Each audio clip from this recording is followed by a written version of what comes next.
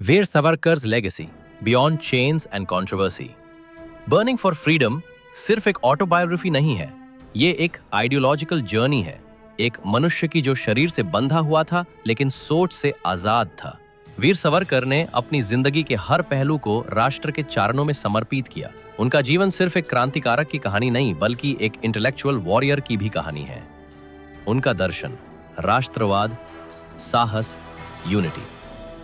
सावरकर ने 3 मुख्य पहलुओं पर फोकस किया। एक, राष्ट्रवाद, नेशनलिज्म।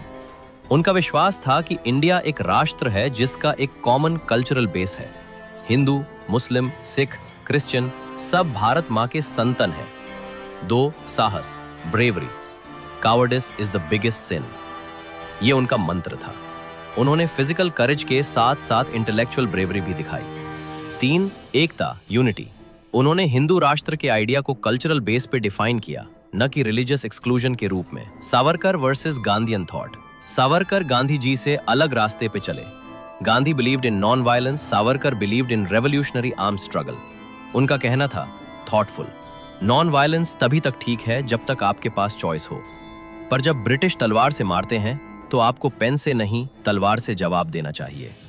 इसका मतलब ये नहीं कि वो वायलेंस को वर्शिप करते थे, वो बस बिलीव करते थे कि self defence is a national right.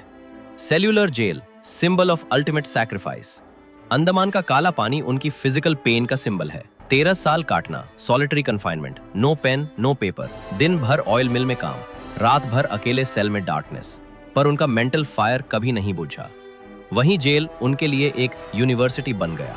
वहां उन्होंने पोएट्री लिखी, दूसरे प्रिजनर्स को अपलिफ्ट किया और अपने आइडियाज को शेप दिया। Hindutva, misunderstood but powerful. Book का एक बड़ा और कंट्रोवर्शियल कॉन्सेप्ट है हिंदुत्व। इसका मतलब रिलीजियस सुप्रीमेसी नहीं बल्कि cultural identity and national pride है। उन्होंने लिखा, a Hindu is one who regards this land of Bharat as his holy land and fatherland. इस डेफिनेशन में कोई एक्सक्लूजन नहीं था, सिर्फ नेशनल बिलोंगिंगनेस का एक्सप्रेशन था।